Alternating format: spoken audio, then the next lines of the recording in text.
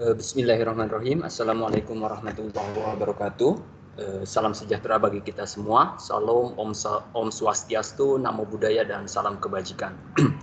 Pertama-tama saya sampaikan terima kasih kepada bapak-bapak dan ibu-ibu yang telah hadir kembali dan mungkin yang baru bergabung yang bisa hari ini untuk mengikuti acara webinar series yang pertama untuk hari kedua, di mana kita hari ini akan fokus kepada hardware dari Raman mikroskop gitu, atau Raman spektroskopi gitu.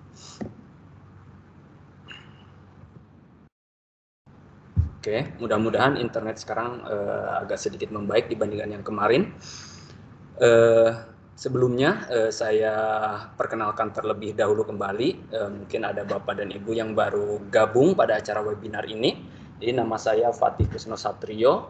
Ibu dan Bapak boleh menghubungi saya di nomor telepon 0811906499, bisa via WA, WhatsApp, SMS, atau telepon. Kemudian bisa juga melalui email fatih.satrio@horiba.com.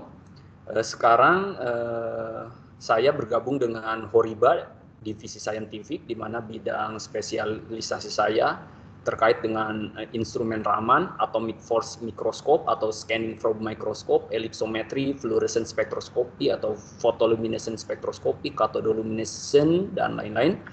Kemudian posisi sekarang saya sebagai senior technical spesialis di Horiba Indonesia.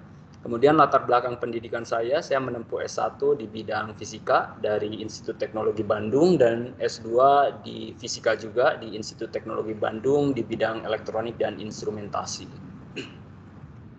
Baik, untuk menghemat waktu, jadi sesi yang kedua ini kita akan fokus kepada hardware dari Raman mikroskop gitu. Di sini. Yang akan dibahas terkait dengan evolusi dari sistem Raman sendiri, kemudian dilanjutkan dengan apa saja sih hardware atau bagian-bagian optik dari Raman mikroskop gitu, kemudian dilanjutkan dengan sesi tanya jawab. Oke.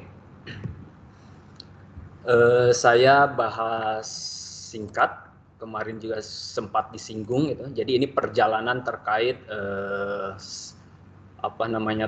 hamburan Raman gitu ya.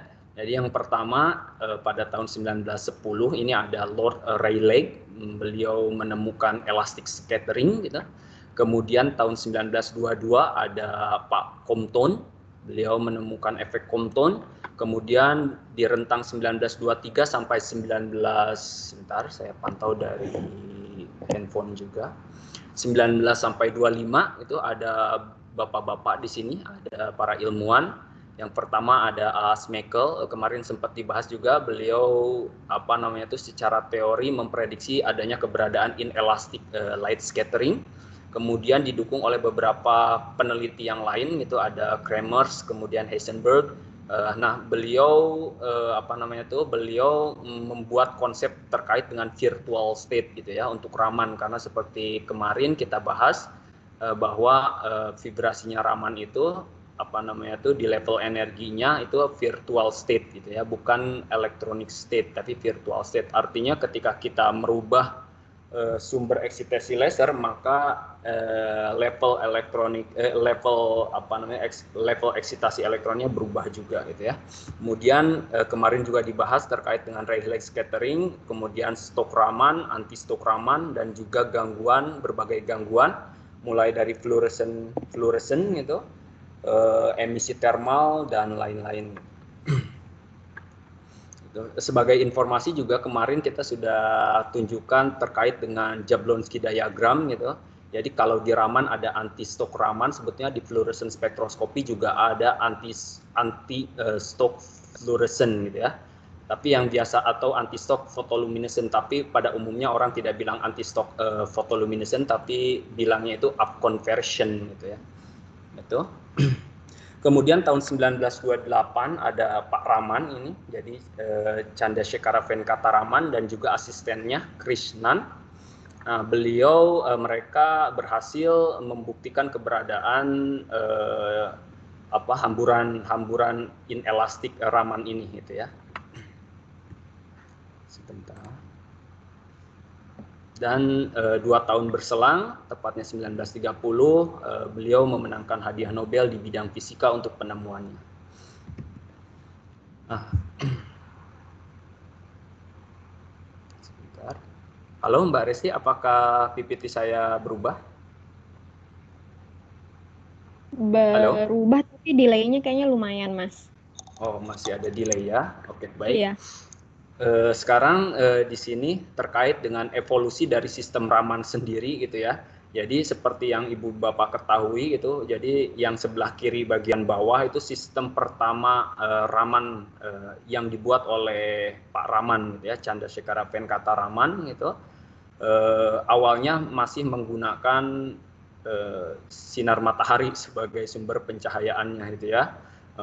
Bayangkan betapa rumitnya gitu ya, dengan menggunakan sinar matahari di mana cahayanya polikromatik, artinya kalau kita menggunakan eksitasi polikromatik, emisi ramannya pun banyak sekali gitu ya di situ. Emisi dari berbagai single wavelength-nya banyak sekali gitu ya. Kemudian pada sekitar tahun 1957 di sini ada model namanya Carry 81. Nah, ini merupakan Raman pertama gitu ya. Dan Carry 81 ini sekarang diakuisisi oleh Horiba dulunya, sejarah panjangnya. Kemudian kemudian sebelum 1966 ditemukan holograting. Kemudian 1966 ada Raman berdasarkan laser base gitu. Mungkin ini belum mikro tapi masih makro. Kemudian tahun 1976 di sini ada MOL gitu dari perusahaan Liri North gitu yang sekarang Horiba tentunya gitu. Kemudian ditemukan juga di sini JY ini Jobang Yvon. Jadi sekarang sudah gabung sama Horiba, concave holographic grating gitu.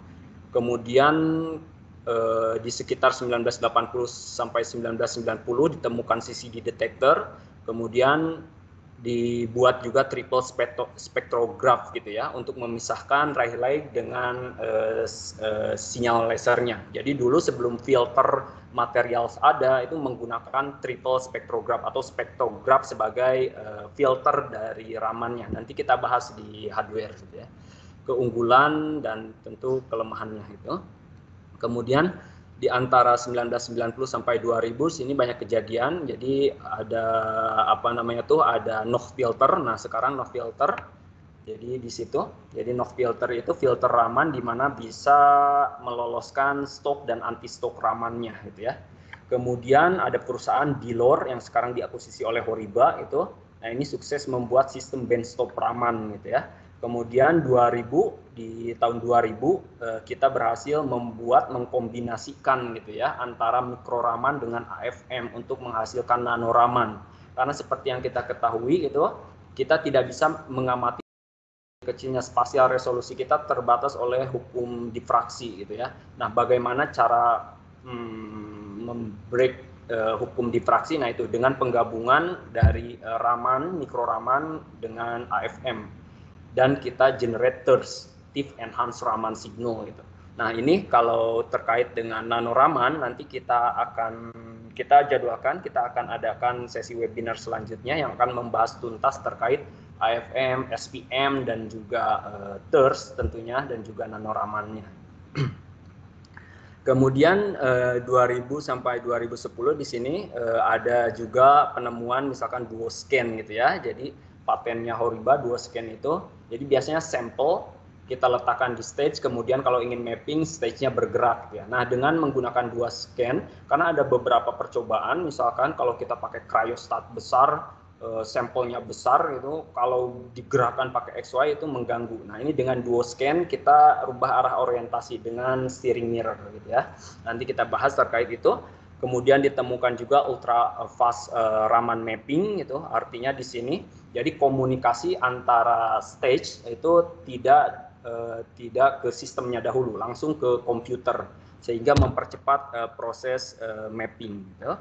Kemudian ada juga aksesoris untuk transmisi nanti kita bahas gitu ya. Kemudian ditemukan juga VBG ultra low frekuensi untuk pengukuran ultra low frekuensi kurang lebih misalkan di 10 cm minus 1 mendekati benar-benar garis lainnya. Gitu. Nah, mungkin itu secara singkatnya. Sebentar. Masih delay ya.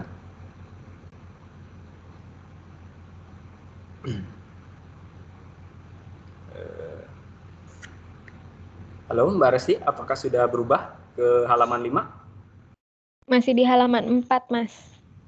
Baik. Sebentar ya. Mungkin ditunggu sebentar.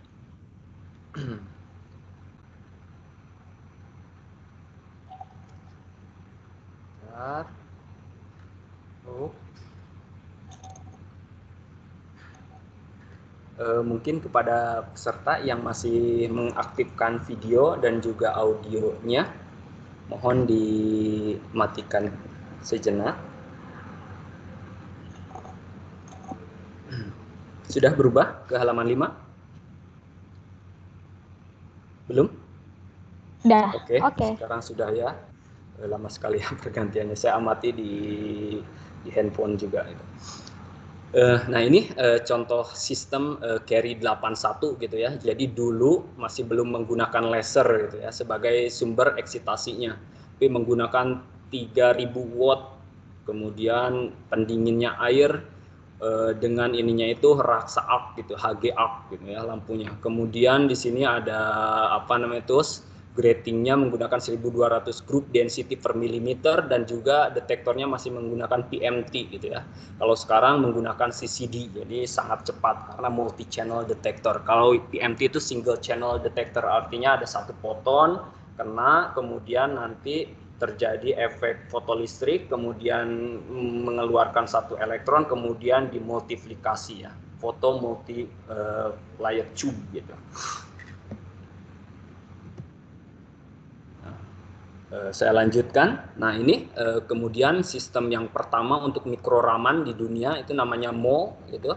Nah ini dikembangkan oleh di laboratorium Universitas Lille, Prancis tahun 1976 gitu ya. Lihat sangat besar sekali. Ya. Seperti yang ini ya. Kita lanjut. Sekarang untuk raman modern gitu, di pasaran sudah banyak mulai dari handheld raman gitu, hanya untuk cross check aja gitu. Biasanya di bandara itu pengecekan ini narkotik atau bukan gitu. Ada juga stop makro raman. Kita memiliki berbagai tipe mulai dari terahertz, makro rem, makro probe, banyak sekali. Kemudian ini yang modernnya ya, raman spektroskopi modern. Kita juga memiliki berbagai tipe mikroraman spektroskopi itu, mulai dari ada ini yang highest resolusinya itu kita sebutnya T6 4000 atau U1000 gitu, di mana T6 4000 ini nanti kita jelaskan filternya itu tidak menggunakan material filters ya untuk memfilter sinyal Rayleigh-nya dan meloloskan sinyal ramannya, tapi menggunakan triple spektrometer gitu ya. Masing-masing fokaleng satu spektrometernya itu 60 cm. Jadi 64 cm dikali 3 gitu ya. Kemudian ada U1000 itu artinya itu ada tipe di mana spektrometer panjangnya itu 1 meter gitu. Kemudian ada juga tipe yang lain, misalkan ada Labram HR Evolution itu di mana Labram HR Evolution ini misalkan pakai digabung dengan Microsoft Upright bisa, inverted bisa. Kalau inverted kita sebutnya Labram HR Evolution INV gitu ya. Nah, terkait dengan Labram HR Evolution juga nanti misalkan kalau Ibu dan Bapak punya sistem seperti ini bisa menggunakan dua mikroskop sekaligus gitu ya. Jadi ada upright, ada inverted bisa gitu ya. Jadi langsung digabung di situ. Kemudian Labram yang terbaru kita sebut dengan Labram Soleil ini untuk menghargai pendiri perusahaan kita dulunya, Jean Baptiste Soleil. Kemudian ada juga tipe Explora Plus. Explora Plus, mungkin Bapak dan Ibu kalau melihat brand yang lain itu setara dengan Explora Plus gitu. Nah, jadi ini untuk analytical, untuk rutin dan sebagainya. Ada juga Explora INV, kemudian ada modular Raman system. Artinya modular Raman system itu Horiba itu memproduksi berbagai jenis grating dengan spektrometer dengan berbagai panjang focal length gitu ya. Artinya, jadi kalau ibu dan bapak misalkan ingin modular Raman system gitu. Nah, itu misalkan tinggal dikomunikasikan ke kita ingin menggunakannya misalkan spektrometer seperti apa dan sebagainya. Kemudian kita juga punya MyCOS Raman, SMS Raman. Nah, ini terkait SMS Raman gitu ya. Jadi kalau Bapak dan Ibu punya budget terbatas, kemudian Bapak dan Ibu di labnya sudah memiliki mikroskop optik gitu ya, tapi yang brand besar dalam artian misalkan Olympus, kemudian apalagi Nikon gitu. Nah, kemudian ingin memiliki kemampuan menjadi Raman gitu ya. Nah, itu bisa komunikasikan ke kita gitu. Dan kita punya juga HE Raman gitu ya. Biasanya ini untuk di industri, untuk online. Nah, kemudian terkait dengan produk yang lain, kita juga punya Nano Raman spektroskopi. Tapi di webinar ini kita hanya membahas Mikro Raman spektroskopi gitu ya. Nah, Nano Raman spektroskopi ini sebetulnya yang itu tujuannya itu memang kita ingin menganalisa sampel sampai level nano, artinya itu memetakan benar-benar secara spasial gitu ya. Kita bisa gitu. Jadi nanti ini penggabungan antara Raman spektroskopi dan juga AFM gitu ya. Dengan tipsnya itu di coating dengan emas misalkan atau perak gitu. Nanti laser yang dari mikroraman diarahkan ke ujung tipsnya, ada sudutnya kurang lebih 60 derajat untuk maksimumnya gitu. Nah, kemudian nanti dari AFM kita akan mendapatkan topografi di level nano, kemudian dari TERS kita dapatkan informasi chemicalnya gitu, melalui Raman gitu. Nah, konsepnya seperti itu. Kemudian pertanyaan selanjutnya, kalau kita punya nano Raman masih bisa mikro Raman? Bisa gitu ya. Jadi dilihat di sini di sebelah kiri. Itu di sebelah kiri. Jadi kalau Ibu dan Bapak misalkan hanya ingin gunakan AFM-nya aja bisa. Hanya ingin gunakannya mikro Raman bisa gitu ya. Kemudian tapi ketika ingin TERS, Tip Enhanced Raman Signal, artinya pengukuran Raman di level nano itu nggak bisa gitu ya. Jadi karena sistemnya harus mengambil sinyal dari AFM masuk ke mikro Ramannya. Nah, di sini ada berbagai jenis nano Raman. Jadi ada Labram HR Nano, artinya Labram HR Evolution digabung dengan SPM gitu ya. Kemudian ada Explora Plus Nano, artinya Explora digabung dengan SPM. Ada juga Labram Soleil Nano, berarti Labram Soleil digabung dengan SPM gitu atau AFM. Kemudian yang terakhir ada Modular Raman System Nano, artinya Modular Raman digabung dengan AFM atau SPM untuk menghasilkan nano Raman. Next. Sebentar. Oke. Nah, kemarin sudah saya tunjukkan terkait dengan slide ini. Saya hanya ingin merefresh saja gitu. Jadi biar tidak membingungkan banyak misalkan apa namanya tuh agen-agen ya bicara tentang Raman imaging gitu ya. Ada confocal Raman imaging gitu. Saya panjangin semua gitu ya. Dalam satu sistem itu, jadi kita sebutnya dispersive micro confocal hyperspectral Raman imaging spektroskopi gitu ya. Atau disingkat Raman mikroskop atau Raman mikroskopi gitu. Nah, kenapa disebut mikro? Karena kita menggabungkan antara Raman spektroskopi dengan optical microscope dengan bantuan objektif lensa objektif.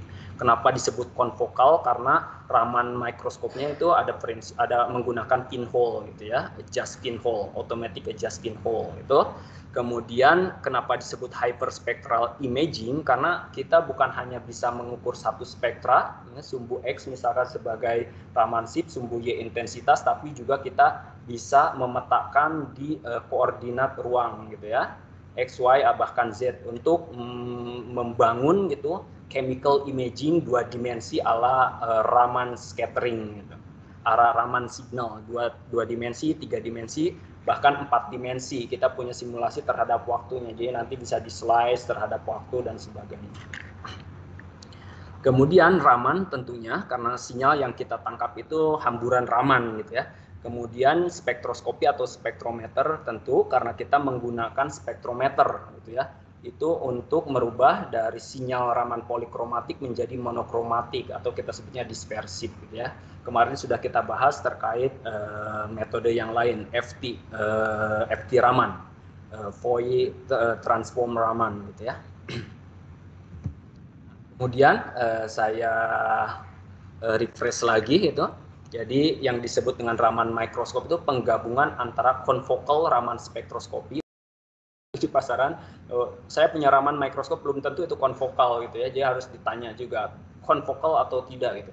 Jadi konfokal Raman spektroskopi digabung dengan optical mikroskop gitu. Nah, seperti yang sudah dijelaskan sebelah kanan itu prinsip konfokal. Saya ambil ini datanya dari fluorescence spektroskopi gitu, konfokal fluorescence spektroskopi. Kalau Bapak dan Ibu sudah menggunakan fluorescence spektroskopi gitu, kemudian nanti ada lagi yang menawarkan CLSM, Classical Laser Scanning Microscope. Nah, sebetulnya CLSM itu instrumen yang lebih modern dibandingkan fluorescent spektroskopi, fluorescent microscope. Fungsinya untuk menghasilkan kualitas image yang lebih baik gitu ya. Kalau misalkan fluorescent microscope biasanya menggunakan sumber cahayanya misalkan merkuri dan sebagainya gitu ya. Nah, tapi kalau CLSM itu menggunakan laser gitu. Kemudian di dalamnya itu ada pinhole gitu. Nah, fungsinya itu pinhole itu untuk memblok sinyal yang bukan berasal dari titik fokusnya. Itu kalau di Raman fungsinya seperti itu, atau kita mengurangi efek dari fluoresennya dengan mengatur pinhole. Saya lanjutkan. Belum berubah ya. Saya lanjutkan ke halaman 12, masih belum berubah. Maaf. Masih di 11 ya, Mas? Ya, sebentar. Saya Nah, amati juga. kalau di aku udah. Oke.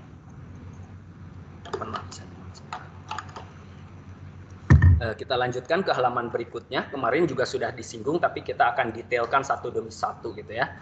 Jadi untuk membangun dispersif microconfocal hyperspectral Raman imaging spektroskopi gitu, ini secara umumnya Raman spektroskopi yang banyak digunakan. Kalau Bapak dan Ibu ingin spesial Raman, misalkan time resolve Raman spektroskopi gitu ya, tinggal informasikan ke kita gitu ya. Atau misalkan nah ini sistem ini kita sebutnya spontaneous Raman gitu ya. Spontan artinya itu setelah eksitasi dia spontan balik lagi gitu ya. Ada juga yang tidak spontannya. Kita bisa membangun sistem seperti itu. Tinggal diinformasikan saja ke Horiba. Gitu. Nah, yang pertama untuk membangun sistem Raman spektroskopi, yang pertama yang kita butuhkan adalah sumber cahaya gitu ya. Sumber cahaya sekarang kita gunakan laser gitu ya. Nah, berbagai Ibu dan Bapak bisa pilih gitu ya jenis-jenis laser. Gitu.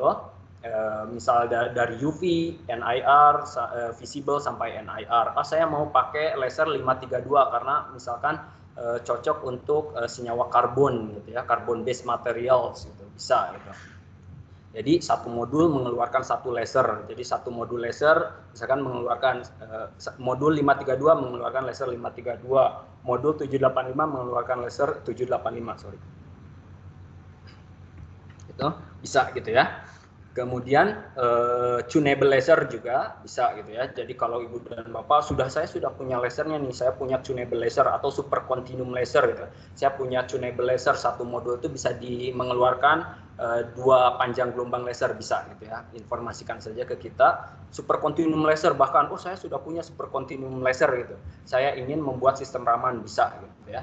Kemudian ada juga pulse laser gitu. Nah, ini pulse laser itu fungsinya ini untuk time resolve Raman spektroskopi gitu ya. Yang kita bahas di webinar hari ini itu yang steady state-nya, bukan time resolve-nya gitu ya. Nah, kemudian setelah punya laser, jadi lasernya bisa satu dan sebagainya kalau pakai modul. Nah, si laser ini jadi harus masuk dulu yang kedua ke bagian yang kedua, kita sebutnya filter materials, bandpass filter gitu ya. Artinya itu fungsinya itu untuk menjernihkan laser. Misalkan kalau saya punya 532 nanometer laser, alangkah baiknya ada bandpass filter. Setelah melewati bandpass filter 532, dia akan benar-benar bersih. Jadi keluarnya 532. Kalau ada 785 nanometer laser, ada bandpass filter 785 nanometer laser gitu ya.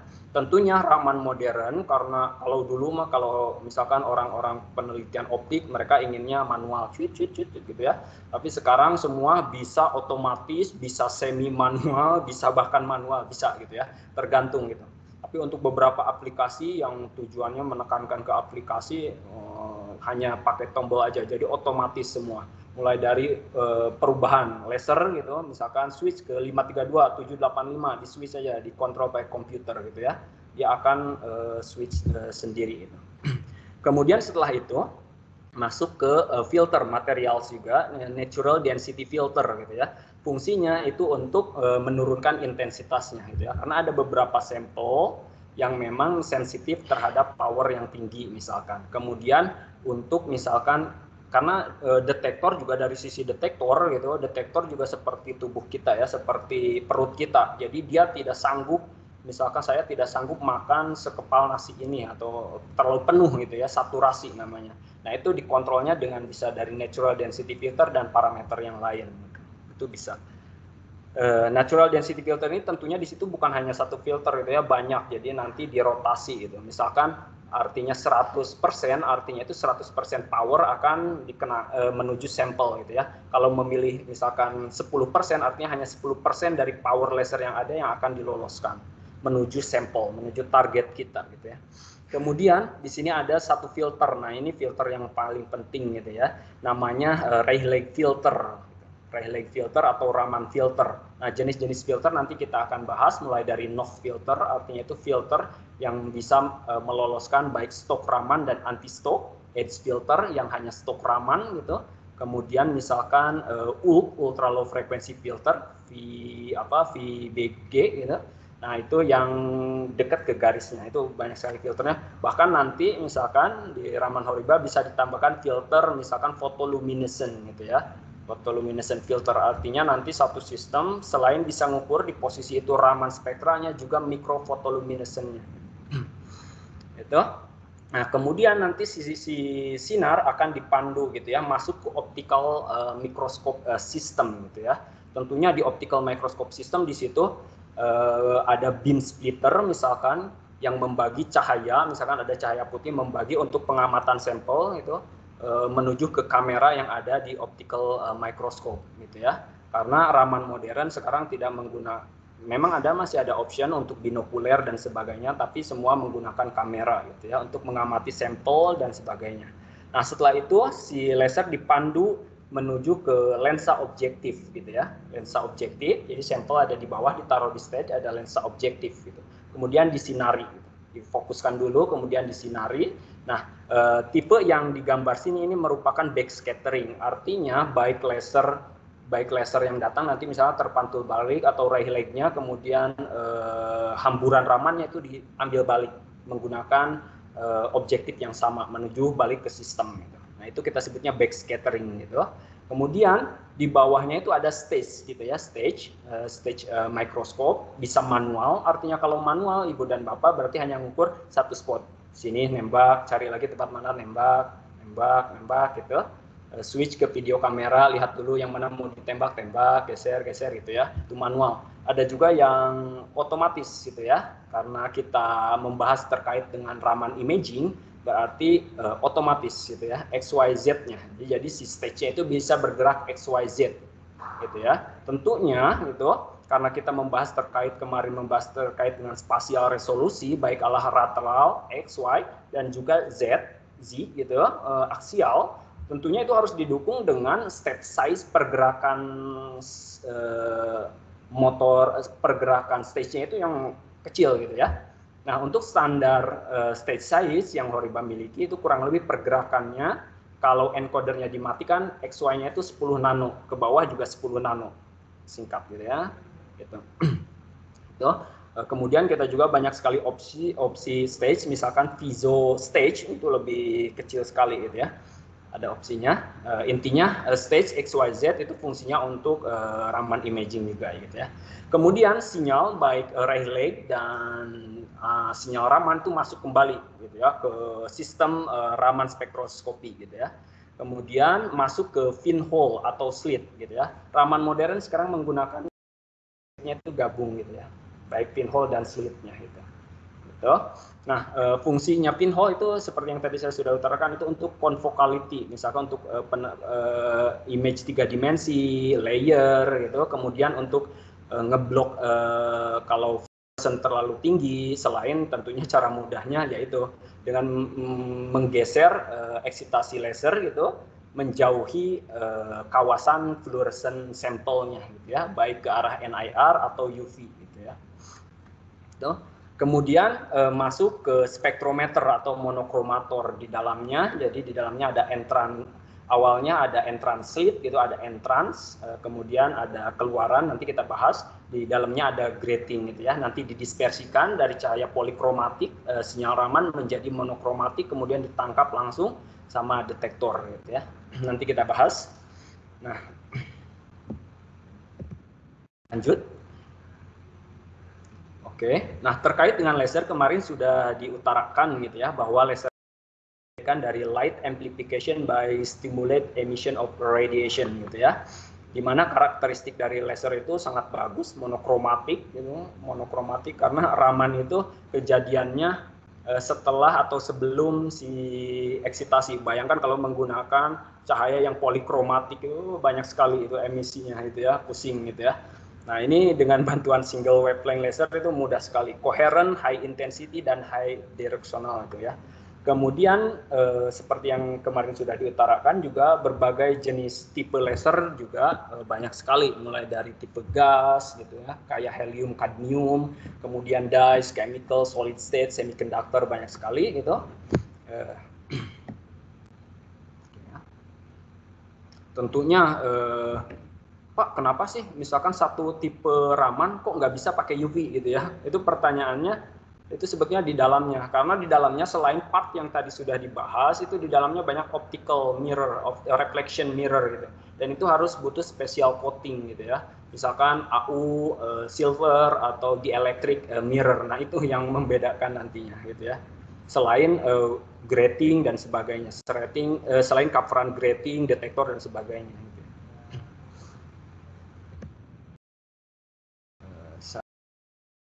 Saya bahas lagi kemarin kan itu yang perlu diperhatikan itu hamburan Raman itu rendah gitu ya. Jadi kurang lebih 10⁻⁷ foton yang datang itu hanya menghasilkan satu hamburan Raman. Gitu. Nah, ini perjalanannya tadi saya sudah utarakan. Jadi awal fenomena Pak Raman mengukur hamburan Raman itu menggunakan sumber cahaya matahari gitu ya, difokuskan dan seterusnya, rumit sekali gitu. Kemudian pada perkembangan selanjutnya menggunakan mercury arc lamp gitu. Kemudian sekarang kita menggunakan laser gitu ya. Nah, ini kenapa salah satu alasan mengapa perkembangan Raman lambat gitu ya. Karena setelah ditemukan laser baru mulai cepat booming gitu. Nah, kemudian terkait pemilihan panjang gelombang gitu ya. Kita memiliki banyak sekali tipe Raman gitu ya. Seperti yang tadi saya sudah utarakan, tidak semua brand atau tipe Raman itu bisa mengakomodasi mulai dari UV sampai NIR gitu ya. Karena itu terkait dengan optik di dalamnya gitu, kemudian grating dan sebagainya, detektor dan sebagainya gitu. Nah, untuk tipe Labram HR Evolution misalkan kita bisa menggunakan dari UV sampai NIR misalkan 222 dan seterusnya. Karena secara spektral range baik optik dan sebagainya Labram HR bisa dari 200 nano sampai 220 nanometer. Jadi bisa mengukur Raman, bisa mengukur mikrofotoluminescence bisa gitu ya. Tentunya dengan penambahan detektor dan sebagainya. Kemudian yang perlu dicamkan juga itu jangan terkait dengan intensitas hamburan Raman gitu. Itu berbanding terbalik dengan panjang gelombang laser pangkat 4-nya gitu ya. Misalkan Bapak dan Ibu punya sampel berfluoresen gitu. Oh, udah kita pilih 1064 aja gitu. Oh, memang bagus misalkan kalau fluoresennya di kawasan visible.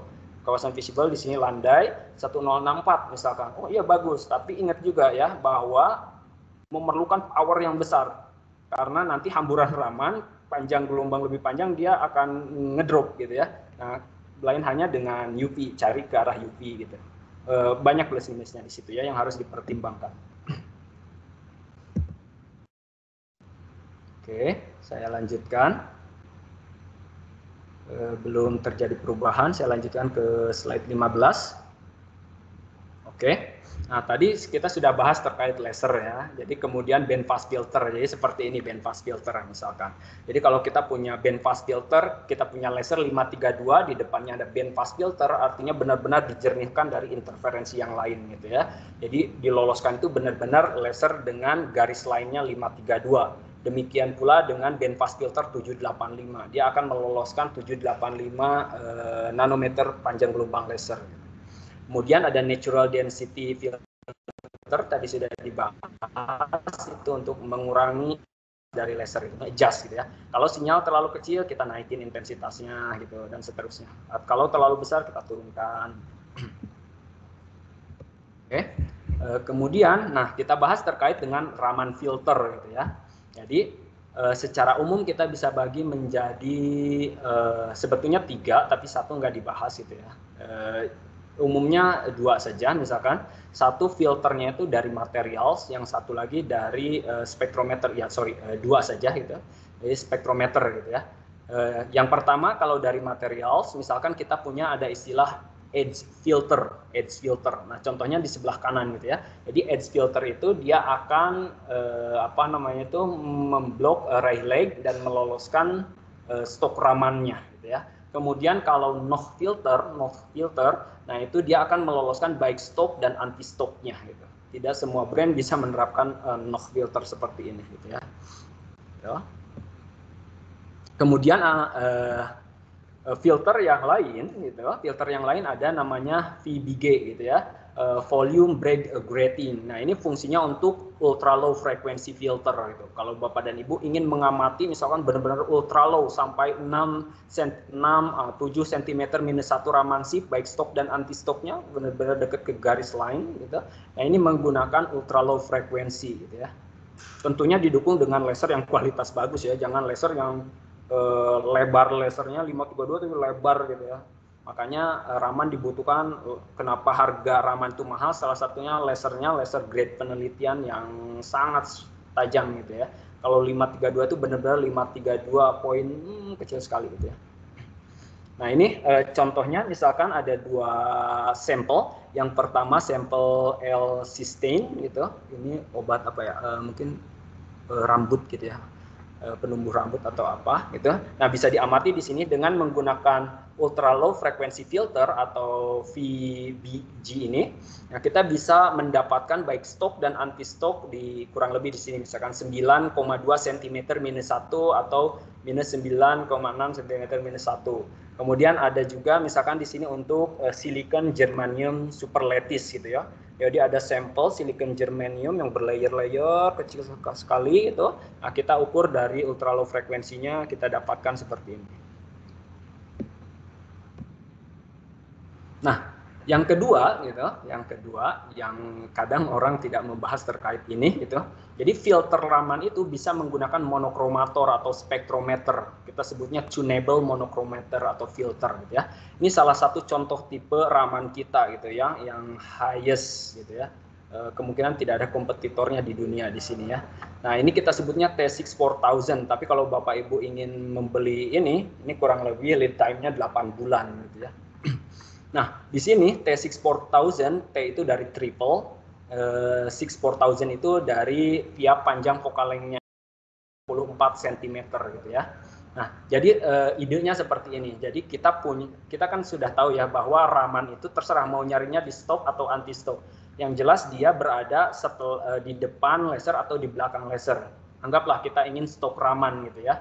Nah, dengan kemudian kemudian kita ingin mendispersikan gitu ya, ingin memotong, memfilter. Nah, dengan bantuan monokromator nanti selama kita bisa mendapatkan misalkan sinar laser yang kita pakai itu, kita arahkan dengan bantuan komputer, misalkan arahkan spektrometer 532 tek, dia mengarah benar-benar di spektrometer pertama dia mengarah 532 gitu ya. Nah, kemudian kita selidiki ke arah depannya misalnya untuk stok Ramannya. Prosesnya seperti itu gitu.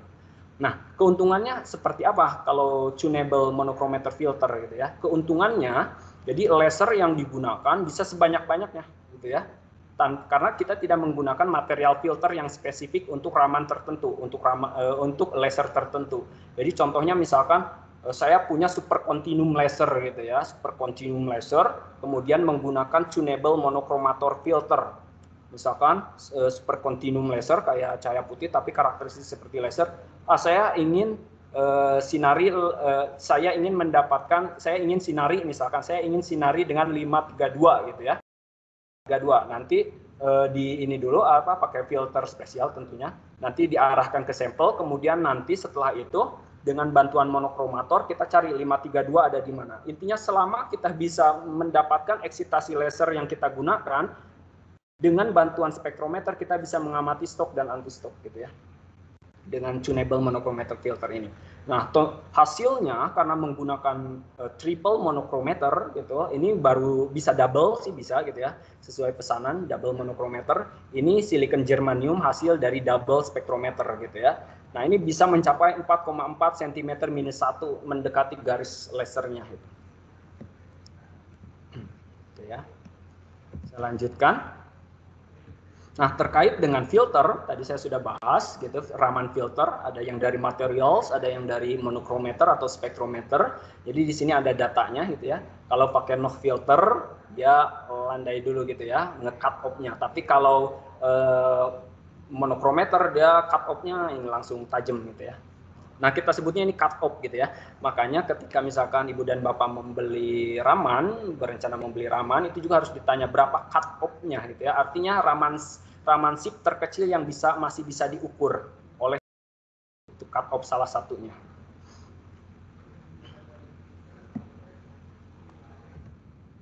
Nah, kemudian setelah ke filter raman, kita mengarah ke depan misalkan, kita gabung dengan optical microscope gitu ya. Optical microscope-nya bisa macam-macam gitu ya. Bisa upright open space, artinya itu nggak ada bottom-nya, nggak ada bawahnya gitu ya, nggak ada penghalang buat bawahnya. Tapi kan Pak biasanya di bawah suka pakai pencahayaan gitu. Kita bisa memasangkan pencahayaan dengan sistem itu ya. Tapi nanti ada beberapa hal yang menguntungkan ketika kita menggunakan optical microscope yang upright open space gitu ya. Misalkan untuk sampel yang besar, untuk cryostat dan sebagainya masih bisa masuk gitu ya. Untuk misalkan ada sampel misalkan sampel gading yang nggak bisa dipotong, itu masih bisa masuk gitu di bawah tanpa harus membeli probe yang lain gitu ya, yang tentunya memerlukan biaya lagi gitu.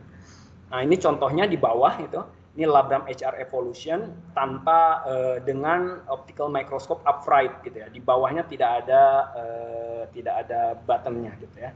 Kemudian bisa juga dipasang inverted microscope gitu ya. Beberapa orang di life science biasanya menggunakan inverted microscope. Nah, ini contohnya bisa gitu ya. Kemudian tentunya upright microscope.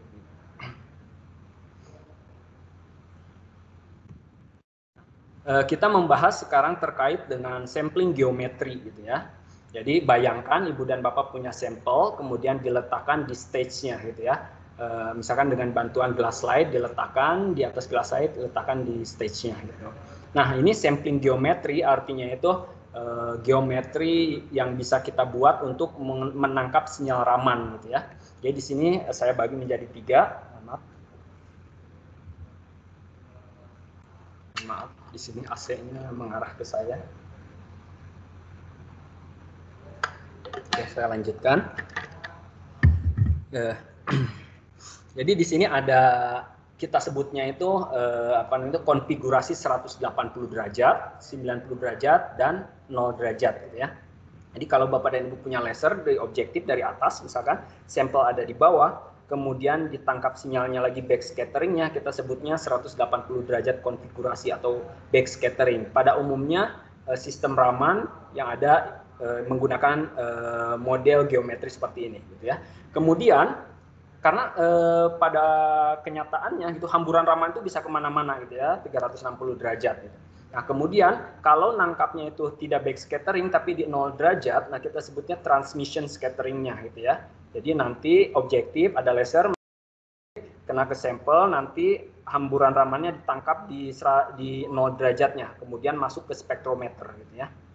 Kemudian di antara laser di 180 derajat dan 90 derajat kita juga bisa pasangkan gitu ya. itu, atau anggap 90 derajat, kita bisa ini kan. Nah, ini contoh-contohnya yang kita bisa miliki di Horiba gitu ya. 180 derajat transmisi, yang 0 derajat, 90 derajat menggunakan sudut gitu ya, bisa digerak-gerak 90 sini. Nah, masing-masing punya keuntungannya. Di sini saya jabarkan. Kalau 0 derajat, efek Rayleigh-nya itu tinggi gitu ya, 90 derajat rendah. Kalau 90 derajat ngambilnya ke sini, laser ngarah ke sini, kita ngambil di sini rendah gitu ya. 180 yang backscattering itu normal gitu ya. Kemudian dari sisi sampel yang diminta untuk 0 derajat itu tidak boleh terlalu tebal gitu ya, karena kan nanti transmisi gitu. Kalau 90 derajat ini yang ya betul, yang 90 derajat dia transparan sampel gitu. Kemudian 180 derajat tidak ada batasan. Kemudian dari sisi power laser yang digunakan untuk 0 derajat itu butuh power yang tinggi, 90 derajat tinggi, kemudian 180 derajat rendah gitu ya. Kemudian 0 derajat dari sisi info yang didapatkan itu bulk gitu ya. Artinya bukan permukaan dan sebagainya, itu bulk gitu. Kemudian 90 derajat sama, kemudian di 180 derajat itu mikro gitu ya. Mikro. Kemudian dari sisi pengukuran low frequency measurement gitu ya. Kalau 0 derajat itu tidak bagus gitu ya. Kemudian di 90 derajat sangat bagus gitu. Sebetulnya ini karena gangguan dari Rayleigh-nya. Kemudian 180 derajat bagus gitu. Lanjut ke halaman 22. Sebentar, agak lambat. Oke, nah ini contoh transmisi Raman gitu ya. Jadi pertama kita punya laser, biasanya pakai objektif, kita gunakan modul yang lain gitu ya, part yang lain. Fungsinya itu untuk beam expander gitu ya. Dalam artian si laser misalkan beamnya sekian diperbesar gitu. Itu kemudian menyinari sampel, nah nanti akan dikoleksi, itu ada collective device, di sini ada mirror gitu, kemudian nanti ditangkap langsung masuk ke sistem kita, spektrometer. Kemudian setelah itu kita bahas tentang objektif, lensa objektif gitu ya. Gitu. Jadi yang perlu dicamkan terkait lensa objektif tentunya ada beberapa parameter. Yang pertama misalkan magnification-nya, perbesarannya, kemudian misalkan working distance-nya, kemudian jarak misalkan jarak fokus terhadap objektifnya, kemudian numerical gitu ya, karena nanti terkait dengan spasial resolusi yang dihasilkan. Ini kemarin kita sudah bahas, saya lanjut ke halaman 24. Sebentar, belum terjadi perubahan. Oke, kemarin sudah dibahas ya, gitu ya. Jadi kita tidak bisa misalkan menghasilkan spasial resolusi yang sekecil-kecilnya, misalkan untuk memetakan ukuran nano dengan menggunakan gelombang elektromagnetik gitu ya, karena ada hukum difraksinya itu. Nah, di mana spasial resolusinya untuk optical microscope biasa itu kalau XY lateral itu kurang lebih 0,61 dikali panjang gelombang laser yang digunakan dibagi numerical aperture-nya. Artinya kalau ingin mendapatkan spasial resolusi di arah lateral yang tinggi itu harus pakai panjang gelombang laser yang pendek, sependek mungkin dengan numerical aperture objektifnya yang sebesar mungkin gitu ya. Nah, kemudian untuk arah aksial Z-nya gitu. Ini arah lateral, sebentar, di 25 gitu. Kemarin sudah diperlihatkan. Jadi bisa diamati di sini lateral resolusi gitu dengan berbagai penggunaan panjang gelombang laser. Nah, makanya ini salah satu keuntungannya Raman dibandingkan IR gitu ya, dari sisi spasial resolusinya salah satunya itu. Jadi kalau Raman itu bisa mengamati objek kurang dari 1 mikrometer, 0,3 mikrometer masih bisa gitu ya.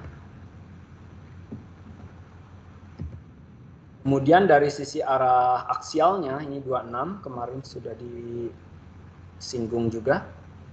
Sebentar. Tidak terjadi perubahan. Oke. Dari sisi arah aksial Z gitu. Nah, spasial resolusinya lebih kompleks persamaannya gitu. Jadi bisa diamati di situ.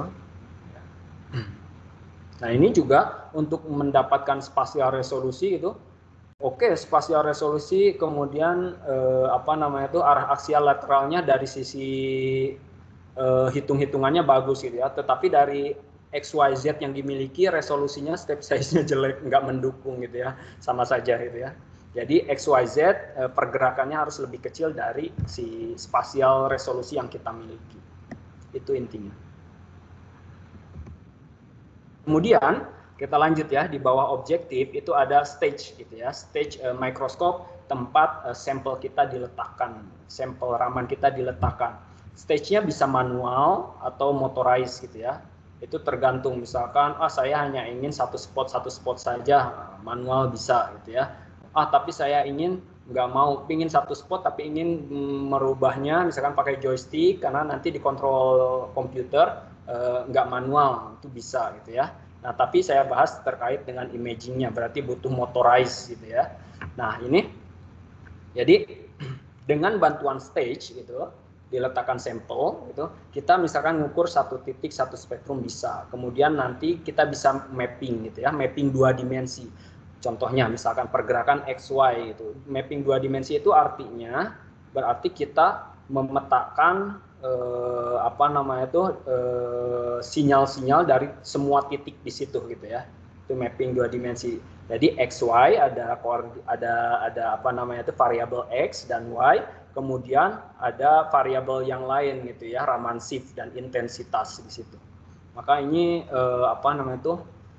data poinnya banyak di sini ya. Kemudian kalau itu 2 dimensi, kalau 3 dimensi tinggal di software tinggal diinikan aja ke Z-nya berapa gitu. Nah, kemudian nanti kita bisa bangun 3 dimensi gitu. Jadi X, Y, Z. Jadi proses XY itu mapping dulu, selesaikan di arah XY, kemudian nanti Z state-nya berapa, selesai, disimpan di komputer, turun, dirubah, nanti direkonstruksi. Gitu ya. Contohnya seperti ini, misalkan ada 3 dimensi, ada bit, matrix, dan oil. Gitu. Lanjut.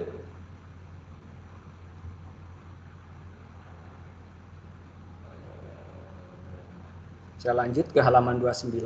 Nah, seperti yang tadi saya sudah utarakan juga, kita punya paten namanya duoscan gitu ya. Jadi, tadi bolehlah kita memetakan sampel, kalau sampelnya kecil, diletakkan di stage, digerakkan gitu ya. Tapi misalkan sampelnya besar, atau memang memungkinkan tidak digerakkannya sampel, misalkan cryostat dan sebagainya, tapi ingin mapping gitu ya. Nah, kita duoscan. Artinya duoscan itu, jadi di sini ada 2 moving mirror gitu. Nah, dia akan merubah-rubah arah orientasinya. Gitu ya. Dengan stage-nya, dengan sampelnya bergerak gitu. Dengan sampelnya diam. Nanti kita bahas terkait itu, lanjut. Terus kita juga sekarang punya metode yang lain, nanti saya bahas terkait Labram Soleil gitu. Jadi bisa dari sisi spot lasernya bukan hanya bulat, bisa kotak, bisa line, bisa bentuk apa, itu bisa gitu ya. Nanti kita bahas di sesi selanjutnya. Prosesnya seperti ini gitu. Jadi yang pertama dengan menggunakan duoscan gitu, kita bisa makro spot, artinya itu kalau spot size-nya bisa di-adjust dari 1 mikro sampai 300 mikro gitu ya. Itu satu spot gitu. Kemudian bisa step mode. Step mode itu artinya ada step size-nya, pergerakannya juga, tapi si sampel tidak bergerak. Kemudian ada kombinasi gitu ya. Kalau luas areanya besar gitu, jadi si stage bergerak, si arah orientasi laser juga sinkron gitu ya. Ini opsional sebetulnya. Nah, kemudian ini contohnya, misalkan aplikasinya gitu. Nah, yang bisa diamati di sini, jadi di sini ada cryostat gitu. Di sini ada sampel photoluminescent, 2 sampel quantum dots gitu. Nah, ini pengukurannya bukan pengukuran raman ya, seperti yang tadi saya sudah bahas, sistem raman kita bisa mengukur photoluminescent gitu. Nah, ini jadi mengemisikan photoluminescent yang berbeda, yang hijau dan yang merah gitu ya. Nah, tapi di sini yang ingin saya tunjukkan, jadi ada sampel. Nah, ini pentingnya, yang ini salah satu bagusnya menggunakan open space microscope gitu ya. Jadi ini lihat objektifnya itu bukan objektif biasa yang dikenal, ini objektifnya Mitutoyo kalau nggak salah, Mitutoyo atau Mitutoyo ya. Jadi lihat panjang sekali karena walking distance-nya jaraknya jauh juga. Nah, dengan menggunakan, kalau menggunakan yang tidak open space itu nggak masuk gitu ya. Nah ini contohnya itu. Ini menggunakan cryostat di mana dianalisa di 4,5 Kelvin gitu ya, menggunakan 532 nanometer eksitasi. Itu di mapping tanpa menggerakkan bawah. Nah, langkah selanjutnya setelah sinyalnya lagi balik lagi ke sistem ramannya, masuk ke pinhole gitu ya. Nah ini fungsinya pinhole misalkan. Kenapa kita bisa harus mengadjust pinhole, adanya pinhole gitu ya. Yang pertama untuk menghasilkan spesial resolusi yang lebih baik gitu ya. Tadi memang sudah ada rumusnya, aksial resolusi, lateral resolusi, tapi dengan bantuan pinhole itu bisa lebih rendah dari nilai-nilai yang tadi saya tunjukkan gitu ya. Kemudian misalkan untuk mereduksi fluoresen gitu, efek fluoresennya. Jadi kita mengurangi masuknya sinyal yang strong fluoresen ke dalam sana, kita kurangi dengan pinhole gitu ya. Tentunya kalau opsinya misalkan laser ibu dan bapak sudah memiliki banyak, tinggal ukur dulu fotoluminescennya ada di mana di kawasan situ dengan bantuan laser yang tidak ada di kawasan situ gitu ya. Atau misalkan Pak, saya cuma punya laser 532785 gitu ya.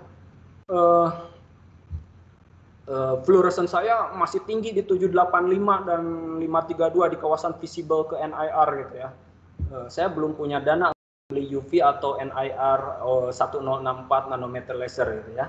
Nah, biasanya kita coba dengan adjust pinhole-nya gitu ya, atau misalkan dengan cara photo bleaching, artinya itu si sampel disinari dengan menggunakan laser pada waktu yang lama, 10 menit, 20 menit, semakin lama semakin bagus sebelum dilakukan pengukuran.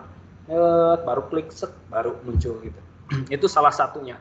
Tapi tentunya hal yang paling mudah ya dengan penggantian panjang gelombang laser gitu ya.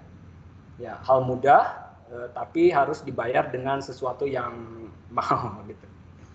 Perlu diingat juga terkait dengan laser, semakin jauh dari kawasan visible, contohnya UV, NIR, harga akan semakin mahal gitu ya. Semua teknologi mungkin yang jauh di kawasan mata kita itu ini ya. Gitu ya. Misalkan X-ray itu UV itu mahal.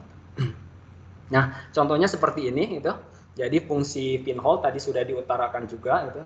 Jadi itu untuk memblok gitu sinyal yang bukan dari titik fokusnya, focal plane-nya, bukan dari plane fokusnya. Itu memblok. Contohnya seperti ini. Di sini ada fluid inclusion, fluida yang terperangkap dalam matriksnya. Di sini matriksnya itu quartz gitu ya. Nah, kita analisa ini tidak di mapping satu titik saja itu.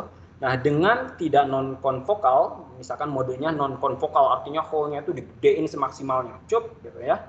Nah, jadi masuk semua, ternyata yang merah di sini didapat lihat ada quartz yang di kawasan 3000 sampai 300 itu air water gitu ya. Ini spektrum air di sini. Kemudian di yang merah itu tidak muncul di kawasan 1200 1400 gitu. Dengan mengecil-kecil dengan mengubah hole, mengecilkan hole gitu. Ya, kita ada yang continuous hole, jadi seberapa ya continuous gitu. Nah, dengan mengecilkan hole CO2. Mungkin di sini ada CO2 dalam fase gas atau cair. Makanya dibutuhkan resolusi yang tinggi. Pokoknya di sini ada peak yang menunjukkan dia CO2 gitu ya. Nah, lanjut. Setelah ke pinhole, itu seperti yang tadi saya sudah utarakan, pinhole dan slit modern itu gabungan gitu ya. Sistem kita ada yang masih dipisah, ada yang digabung. Kemudian kita masuk ke arah spektrometer, gitu ya. Jadi atau monokromator. Nah, seperti yang tadi kita sudah utarakan, monokromator itu fungsinya untuk mendispersikan dari cahaya polikromatik menjadi single wavelength monokromatik, gitu ya.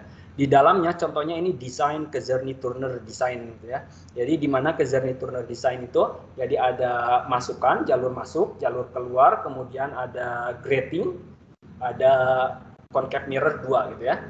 Jadi yang pertama cahaya masuk, jadi cahaya sinyal raman masuk ke mirror gitu, kemudian ke grating, kemudian didispersikan, kemudian dengan concave mirror yang lain difokuskan ke detektor gitu ya.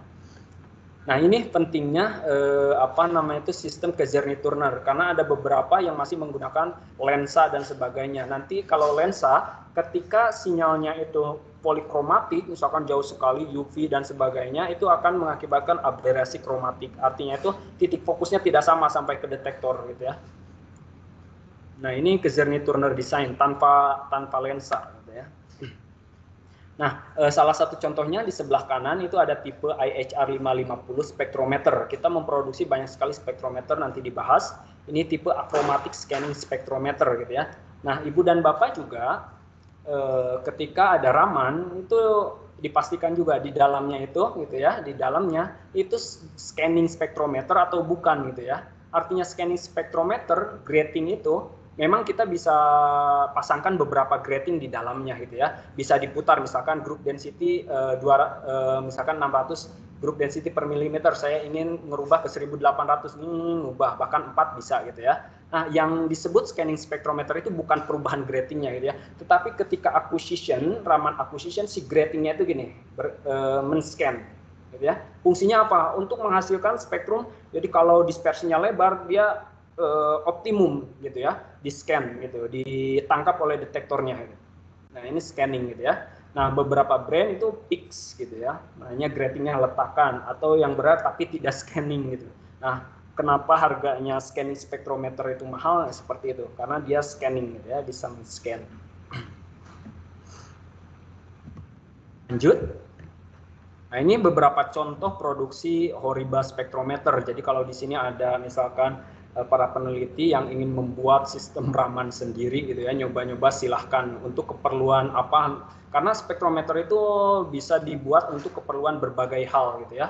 Misalkan ingin membangun LIB, laser induced breakdown spektroskopi, photoluminescence spektroskopi, UVP spektroskopi, UVP smear spektroskopi, banyak gitu ya. Gitu. Karena ini tujuannya hanya untuk mendispersikan cahaya dari polikromatik menjadi monokromatik gitu ya. Nah, salah satu ininya itu dari focal length-nya, panjang vokalnya gitu ya. Sebentar, atas lagi, di 33. Nah, yang disebut dengan focal length itu jarak dari concave ke gratingnya gitu ya. Semakin panjang si jaraknya, semakin jauh, bayangkan dia mendispersikannya semakin lebar gitu. Nah, ini di halaman 34 gitu ya. Jadi ini produksi spektrometer atau monokrometer HORIBA, mulai dari focal length yang kecil gitu ya, yang beberapa senti gitu, sampai ke 1250 cm juga ada. Kemudian kalau Ibu dan Bapak punya percobaan misalkan butuh misalkan menganalisa sinyal, ini yang 35 belum muncul. Sebentar.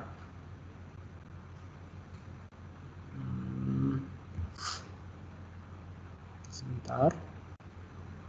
Yang 35 belum muncul ya. Nah, ya sudah muncul. Jadi yang ke halaman 35 gitu. Nah, ini untuk spektrometer ekstrim UV gitu ya. Nah, untuk menangani UV itu susah gitu ya, menangani UV, bahkan yang panjang gelombangnya mendekati ke X-ray gitu, itu susah. Jadi si spektrometernya itu benar-benar kualitas harus bagus, kemudian biasanya group density-nya dari gratingnya itu tinggi sekali gitu ya, 5400 group density per milimeter, dan juga di vakum gitu ya, supaya mengurangi interaksi dengan udara. Nah, kita ada gitu, jadi kita menyediakan extreme UV spektrometer. Nah, lanjut di halaman 36. Sebentar, mulai agak melambat.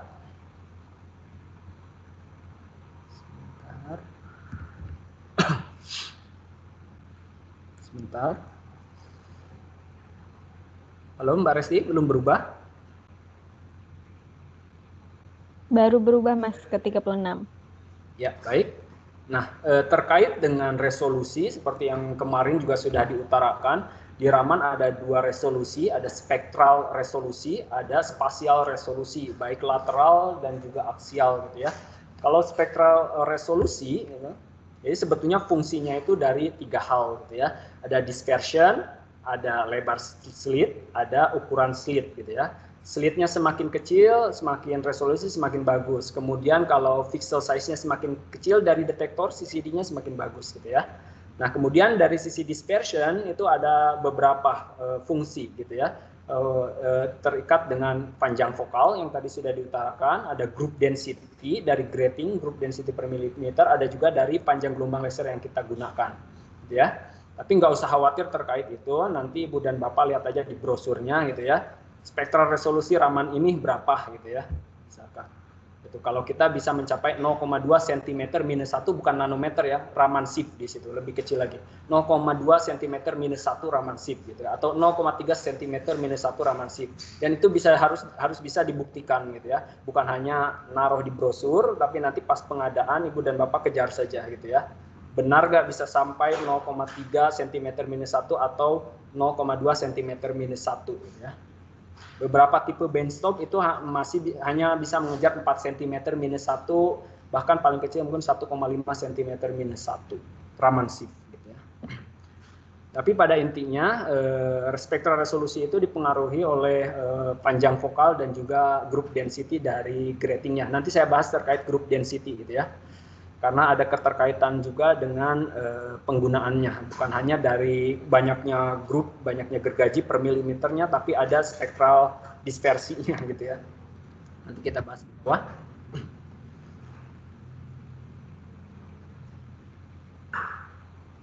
Ya, saya lanjutkan. Pengaruh spektral resolusi dari focal length, panjang fokal dari spektrometer gitu ya. Seperti kemarin sudah dibahas gitu. Di sini ada dua misalkan, ada spektrometer dengan short focal length, ada long focal length gitu ya, 800 mm dan 300 gitu ya. Di sini ada tentunya dengan percobaan ini dengan grating yang sama, laser yang sama gitu, berbagai parameter yang sama. Nah, ini bisa diamati gitu ya, bahwa untuk focal length yang short focal length itu resolusinya lebih rendah dibandingkan yang panjang fokalnya lebih panjang gitu ya. Nah, kemudian pengukuran resolusi, spektral resolusi itu dari FWHM-nya, full width half maksimumnya. Artinya kalau Ibu dan Bapak punya peak itu bukan di sini ngukurnya berapa itunya sentimeter minus satunya, tapi lebarnya gitu ya. Jadi ada peak, jadi lebar setengah dari intensitas maksimumnya.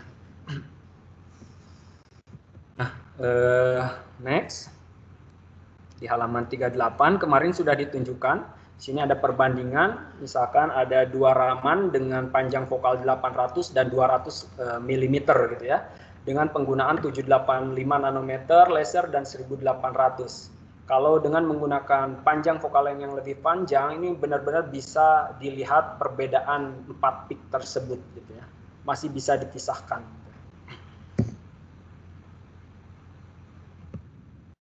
Kemudian di dalam spektrometer di situ ada grating gitu ya. Gitu. Gratingnya bisa dipasangkan 1, 2, 3, 4 bisa gitu ya. Gitu. Berotasi secara otomatis gitu. Kemudian ada istilah grating gitu ya. Nah, grating itu ini bagian optik yang fungsinya untuk mendispersikan cahaya gitu ya. Sekarang spektrometer modern tidak menggunakan seperti prisma gitu ya, material prisma untuk mendispersikannya, tapi menggunakan refleksi, grating refleksi gitu. Nah, ini sebagai contoh gitu. Jadi memang kita produksi sendiri di Horiba. Horiba memproduksi grating mulai dari ukuran kecil sampai yang besar, sampai yang digunakan untuk di salah satu mesin sinklotron pemercepat partikel gitu. Kemudian diterapkan di berbagai satelit luar angkasa menggunakan grating dari buatan Horiba Jobim Nippon. Kemudian kita lanjut ke spektral resolusi akibat group density gitu ya. Dari grating, group density itu artinya banyaknya, kalau kita bayangkan di permukaan grating itu kayak gergaji itu berapa gergaji, gigi gergaji per milimeternya gitu ya. Jadi ada di sini misalkan group density grating 600, group density per milimeter 600 gergaji tiap milimeternya, atau 1800 dan seterusnya. Nah, ternyata dengan menggunakan grating yang lebih tinggi gitu, itu akan dihasilkan spektra resolusi yang lebih baik dibandingkan penggunaan group density yang lebih rendah. Tentunya nanti kita bahas yang lainnya yang harus dipertimbangkan terkait dengan group density atau grating. Nah, ini di sini juga ada ada keterkaitan dari group density dengan lebar spektrumnya nantinya di pengukuran ramannya gitu ya. Jadi misalkan kalau menggunakan 514 dengan menggunakan 1800 dia spektra range-nya lebar gitu ya. Seperti itu. Tapi perlu diingat gitu, untuk pengukuran raman itu sampai 4000 sudah cukup gitu ya. Karena memang tidak ada, mungkin bisa di cross check lagi ya.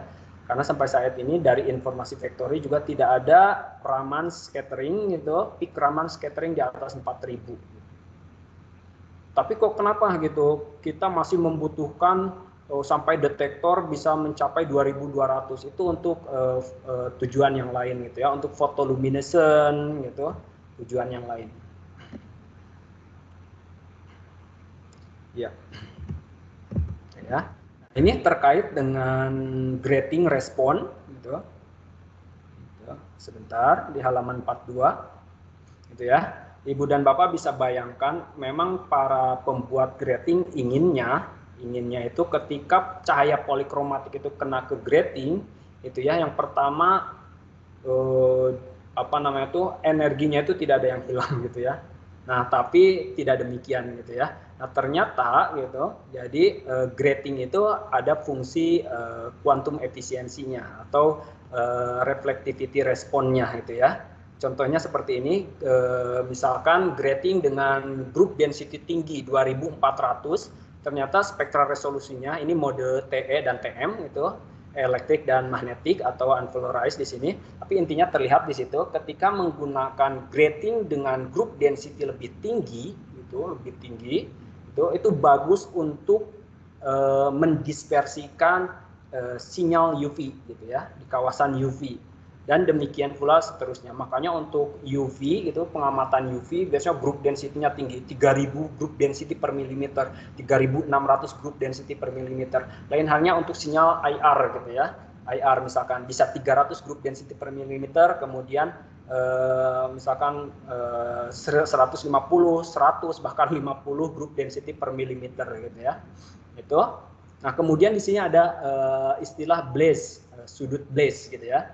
Nah, kalau cara mudahnya gitu, ketika misalkan saya membuat konfigurasi raman gitu, misalkan pakai laser sekian gitu, kira-kira coveran spektrumnya tentunya data yang benar adalah data yang dihasilkan factory gitu ya, karena kita dapat keseluruhan reflectivity responnya gitu. Tapi kita sebetulnya bisa memprediksi dari sudut blaze-nya gitu ya. Jadi panjang gelombang yang bisa di cover dari grating itu 2 kali sudut blaze-nya, kalau yang terkecilnya 2/3 dari sudut base-nya gitu ya. Itu secara matematiknya, jadi prediksinya di sana. Gitu. Kita lanjutkan. Nah, setelah semua selesai di spektrometer, kita masuk ke bagian terakhir, detektor gitu ya. Nah, detektor dulu kemarin sudah diutarakan, awalnya pakai flat film, kemudian pakai VMT lama sekali gitu ya. Sekarang pakai CCD gitu ya, atau bahkan MCCD gitu ya. Nah, Horiba memproduksi detektor sendiri. Horiba itu mulai dari teknologi back illuminated, front illuminated, UV, ultra, pokoknya intinya di situ terkait dengan spektra kuantum resolusi, kuantum efisiensi dari detektornya. Gitu ya. Kemudian ada indium gallium arsenide detektor untuk NIR, misalkan kalau menggunakan 1064 nanometer laser biasanya ditambahkan indium gallium arsenide detektor gitu ya. Karena CCD itu silicon base, dia hanya bisa mungkin mengcover dari 200 sampai 1100 nanometer. Gitu ya. Jadi artinya kalau kita paksakan ketika punya laser 1064 menggunakan CCD, artinya itu udah ada di ujungnya, udah ada di ujung efisiensi dari CCD. Ya. Nah, ini contohnya. Jadi mohon maaf, saya percepat nih. Ini contohnya CCD dan IMCCD gitu ya. Jadi ini ada quantum efisiensi responnya gitu ya. kuantum efisiensi responnya. Gitu. Jadi contohnya misalkan cari aja, misalkan kalau pakai misalkan 532 nanometer laser gitu, nah cari kuantum efisiensinya yang di 532-nya itu di kawasan situ tinggi kuantum efisiensinya. Konsepnya seperti itu. Ya. Contohnya seperti ini gitu ya. Jadi ada salah satu raman tipe Horiba, Labram HR Evolution gitu, dengan mikroskopnya upright microscope. Kemudian dipasang 2 detektor di sini. Ada CCD, ada indium gallium arsenide detector gitu ya. Gitu. Kenapa seperti itu? Nah, contohnya seperti ini aplikasinya gitu ya. Karena Labram HR secara optik baik detektor itu bisa mengcover dari 200 sampai 2200 nanometer gitu ya. Contohnya di sini pengukuran raman menggunakan CCD detektor gitu ya. Kemudian sampel tersebut ingin diukur karena misalkan photoluminescence di NIR, dia mengukur photoluminescence di kawasan dengan menggunakan detektor yang lain, INGAS detektor. Nanti kita bahas terkait Labram HR dan Labram Soleil lebih detail gitu ya. Saya percepat saja, saya singgung juga beberapa aplikasi walaupun nanti kita akan fokus di berbagai aplikasi di hari yang lain gitu ya. Contohnya ini lithium ion battery gitu ya, baterai ion lithium gitu ya. Di sisi katodanya gitu. Biasanya di sisi katodanya menggunakan LiCOO2, Li nikel mangan COO2, Li mangan O4, Li 2TiO3 gitu ya. Nah, ini dengan menggunakan raman kita bisa bedakan yang pertama dari sisi katodanya terbuat dari apa gitu ya. Kemudian ketika proses charging gitu, ketika proses charging seperti kemarin yang sudah diinfokan gitu, ketika misalkan ada suatu struktur, ketika strukturnya mulai amorf, tidak beraturan gitu, merubah kristalinitasnya, dia akan merubah dari bandwidth-nya akan melebar gitu ya. Contohnya seperti ini gitu. Di sini ada data gitu. Ada data di mana lithium ion baterai katodanya menggunakan LiCOO2 gitu ya. Nah, pas awalnya itu ada 2 peak di sini, EG dan 1G gitu. Pas awalnya ketika litiumnya itu banyak di dalamnya itu sharp gitu ya, tajam. Kemudian dicas, kemudian mulai mengalami peningkatan tegangan gitu. Terlihat di sini ketika sampai 4,2 volt gitu, si peak yang tadi mulai dari atas mulai melebar gitu. Karena itu kehilangan litiumnya gitu ya, litium ionnya itu rilis dari si katodanya. Nah, itu salah satu aplikasi raman. Nah, selain itu misalkan di lithium ion di 2 dimensinya, ini 48 di halaman 48. Mohon maaf waktunya 10 menit lagi. Jika ada yang berhalangan untuk melanjutkan silahkan untuk meninggalkan ruang, saya percepat saja. Nah, kemudian lithium ion battery di anodanya gitu ya. Nah, tadi di katodanya, di sini sekarang di anodanya. Biasanya menggunakan graphite gitu ya. Nah, di sini terlihat jadi ada dua mapping. Yang bagian atas ini sebelum charge dan discharge proses, dan yang bawah yang B setelah charge dan discharge proses. Intinya seperti ini. Jadi ketika di sini ini rasionya ya. Jadi kalau di grafit misalkan ada 2 peak lah yang utama yang biasa kita lihat, D-band dan G-band-nya gitu ya. Dan rasionya di sini diamati. Jadi sebelum charge dan discharge, rasio intensitas itu seperti yang kemarin sudah diutarakan, bisa sumbu Y-nya atau luas areanya gitu. Jadi perbandingan intensitas dari D-band peak-nya, D-band dibagi dengan luas area dari G-nya gitu, gravitiknya. Nah, ini pas awal-awal sebelum di discharge proses ini masih di kisaran ya kurang lebih di warna biru gitu ya. Tetapi setelah mengalami discharge dan charging, dia mulai terbentuk perbandingannya mulai meningkat ya. Jadi si intensitas si D-nya itu meningkat gitu. Gitu ya. Nah, ini dikarenakan adanya difusi dari lithium ion ke anoda gitu ya. Yang merubah struktur dari si anodanya. Nah, kemudian saya singgung sedikit terkait dengan mikroplastik misalkan. Ini di halaman 49 gitu. Karena memang ini menjadi isu lingkungan gitu, mikroplastik. kita bisa temukan di berbagai, mulai dari garam konsumsi, air mineral, water tape, dan sebagainya. Contohnya seperti ini mikroplastik dari lautan. Misalkan kita koleksi dari air laut, diletakkan di cawan, kemudian diukur dengan menggunakan raman, gitu ya. Kalau mikroplastiknya, definisi mikroplastik itu ukuran plastik kurang dari 5 mm, gitu ya. Nah, kurang atau sama dengan 5 mm. Nah, misalkan kalau cuman ada beberapa mikroplastik mudah gitu ya, diukur satu-satu gitu ya.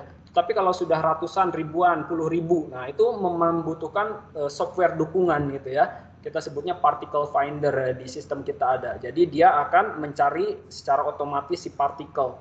Dan kemudian kita dapatkan distribusi dari partikel juga, mulai dari misalkan bentuknya elliptical dan sebagainya, area macam-macam ya.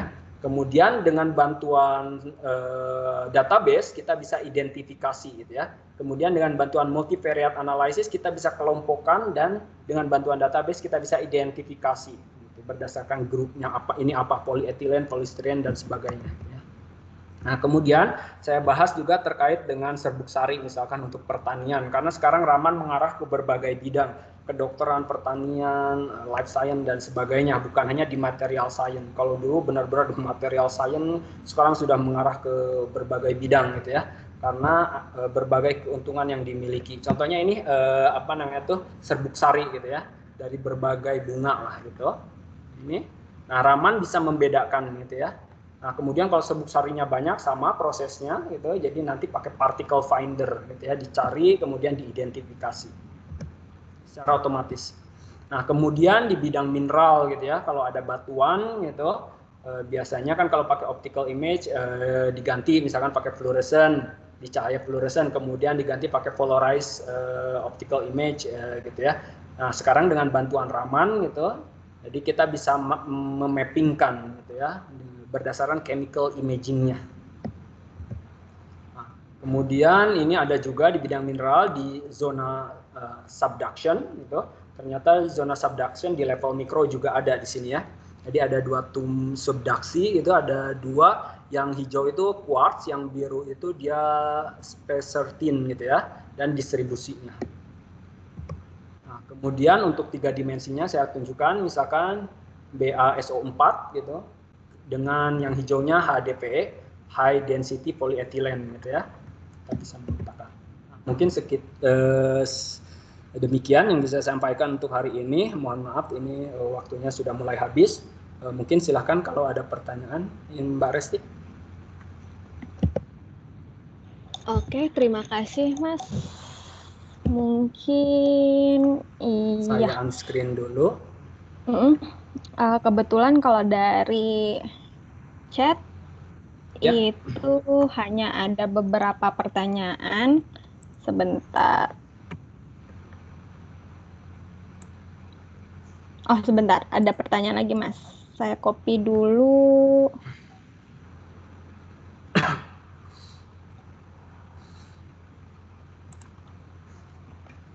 Mohon maaf, saya izin minum.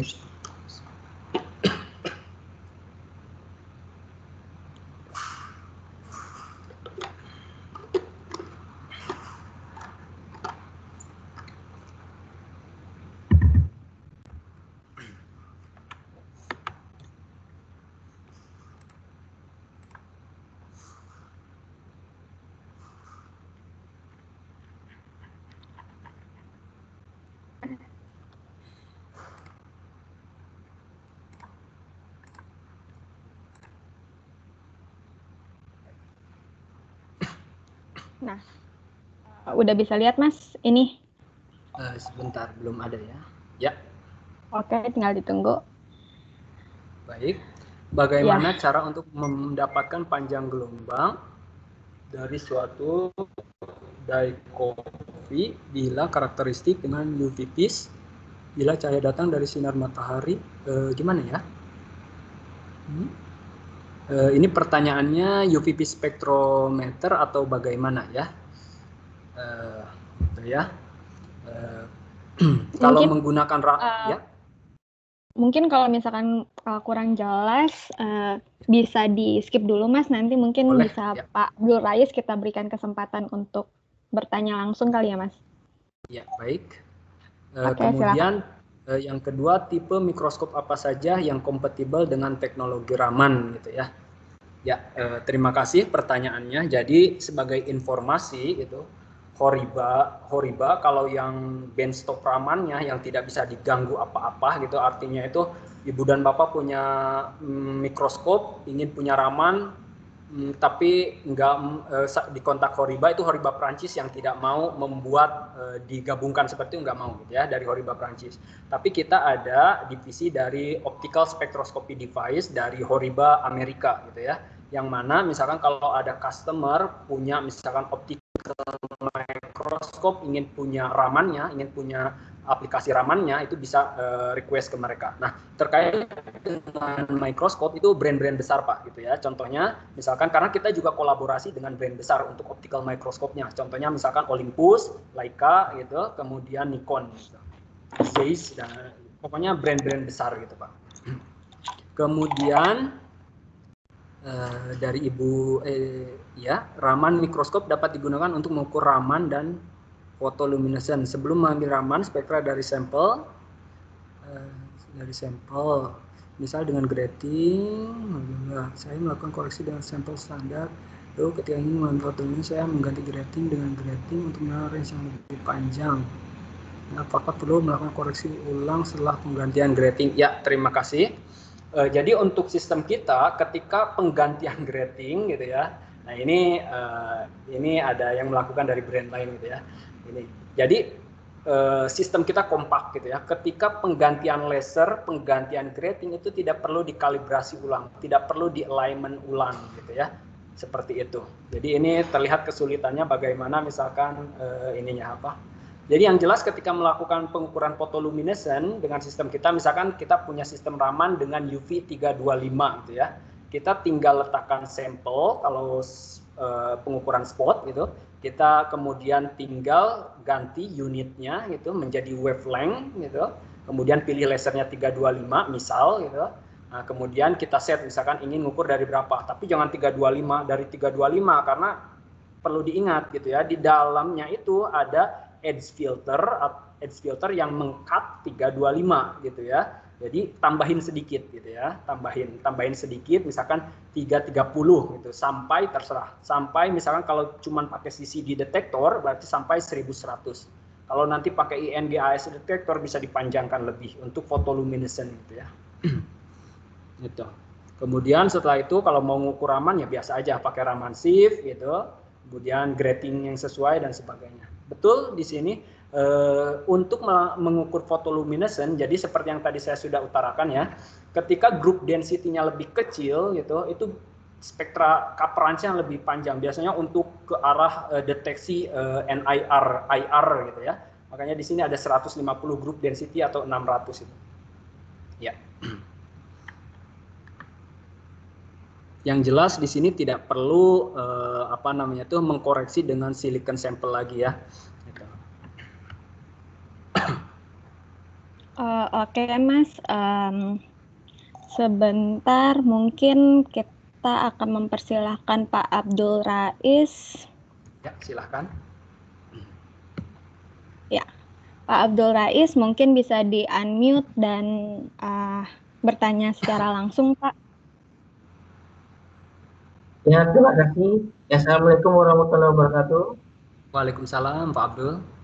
Ya, gini maksud Pak, saya kan ada membuat suatu penelitian riset dengan bahan katodanya itu ya larutan, terus dengan foto anodanya itu ya salah satunya TiO2 dan GNO. Nah, saya sini bagaimana cara untuk mendapatkan panjang gelombang bila dikarakteristik dengan tipis Pak, dengan menggunakan spektrometer.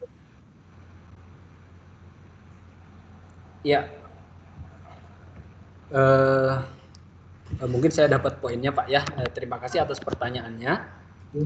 Jadi yang kita bahas itu terkait dengan Raman spektroskopi Pak ya. Jadi nanti hamburan yang ditangkap itu Raman gitu ya. Nah kalau UV-Vis itu berdasarkan absorpsi serapan gitu ya. Jadi memang tidak bisa dibandingkan karena fenomenanya berbeda gitu ya. Kalau UV-Vis dia penyerapan atau absorb atau transmitan, tapi Raman dia hamburan cahaya akibat vibrasi molekul. Itu dua hal yang tidak bisa disamakan.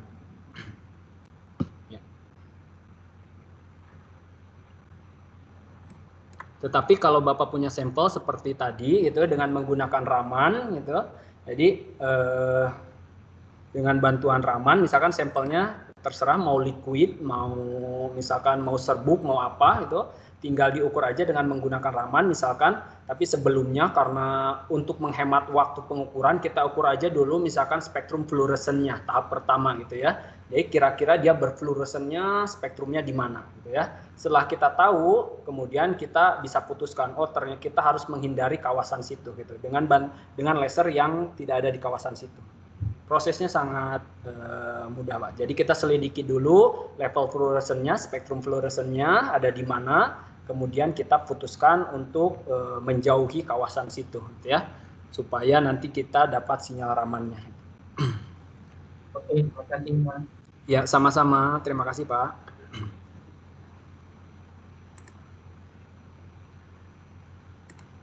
Mungkin masih ada, jika masih ada Ibu dan Bapak. Ibu Resti ini ada dari Dr. Aulia ini, Pak Aulia Nasution, mengangkatkan tangan, ya. Untuk pengukuran kadar mikroplastik dalam laut, di center mana bisa dilakukan di Indonesia? Baik. Mohon maaf ini ke UI. Jadi sebagai informasi, mikroraman kita sudah ada di beberapa tempat, ada 4 tempat gitu ya. Jadi di Bandung ada di Pusat Sumber Daya Geologi dan Panas Bumi, kemudian di LIPI Fisika juga ada, di LIPI Biomaterials juga ada di Cibinong, kemudian di UI di lab sentralnya ada gitu ya. Nah, terkait dengan mikroplastik dalam larutan ya, yang jelas dalam larutan gitu. Kalau untuk mengetahui kadar ini mikroplastiknya dianggap sejenis atau bagaimana Pak gitu ya. Itu yang pertama itu. Jadi kalau mikroplastik dalam larutan itu sejenis itu mudah gitu. Kalau ingin mengukur kadarnya itu sangat mudah. Tapi itu juga perlu tergantung konsentrasinya Pak ya gitu. Jadi kita bisa menggunakan misalkan aksesoris liquidnya. Jadi si sampel diletakkan di quartz cuvette, kemudian diletakkan di holdernya. Itu bisa dilakukan gitu ya untuk melakukan kadarnya, konsentrasi itu. Tapi ini balik lagi Pak. Tapi kalau untuk mendeteksi mikroplastik gitu, mendeteksi keberadaan dulu, kemudian mengidentifikasi jenis mikroplastiknya gitu ya. Nah, jika misalkan Ibu dan Bapak punya mikroplastiknya sedikit, mungkin bisa dilakukan di berbagai tempat yang tadi saya sebutkan, gitu ya. Tetapi sampai saat ini belum ada yang memiliki di Indonesia, belum ada yang memiliki particle finder-nya, gitu ya. Jadi harus manual, gitu. Itu dideteksinya, dikelompokkan dan sebagainya, gitu. Seperti itu. Mungkin apakah itu maksud saya Pak atau bagaimana Pak? Oke, cukup ya. Jadi mungkin jenisnya mungkin sedikit jumlahnya gitu dalam larutan. Kebetulan kita tertarik untuk mengikuti dalam saliva. Dalam saliva. Oh baik. Mungkin bisa dicoba Pak gitu terkait dengan itu, karena begini Pak, ketika kita jadi Raman seperti yang tadi saya sudah infokan, jadi hamburan Raman itu rendah gitu ya. Makanya kenapa berbagai metode untuk memperbaiki Raman, contohnya misalkan resonans Raman, kemudian ada hyper Raman, kemudian ada SERS, surface enhanced Raman signal. Nah itu untuk meningkatkan intensitas Ramannya itu. Nah terkait misalkan ada keberadaan mikroplastik dalam saliva, air liur gitu. Yang pertama mungkin kalau saya punya sampel seperti itu, saya akan deteksi dulu apakah benar ada mikroplastik atau tidak di dalam sampel itu. Misalkan sampelnya sedikit sekali gitu ya. Nah mungkin salah satu yang mudahnya diletakkan di glass slide kemudian dikeringkan gitu ya.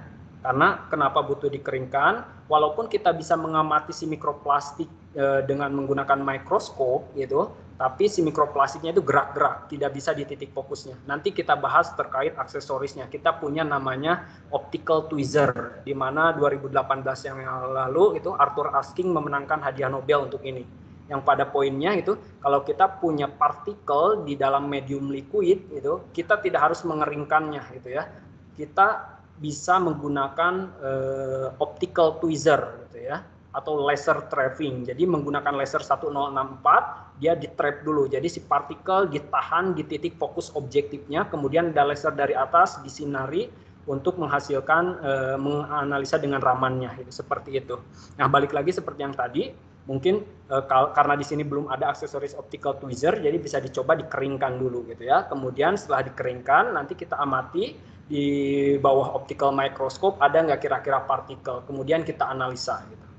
Atau misalkan ketika Bapak nanti pertanyaan selanjutnya kadarnya gitu ya, kadarnya. Nah, kalau kadarnya berarti kita nanti Bapak harus punya mungkin standarnya gitu ya. Tapi pada intinya kita deteksi dulu deh gitu, deteksi dulu apakah masih terdeteksi atau tidak misalkan.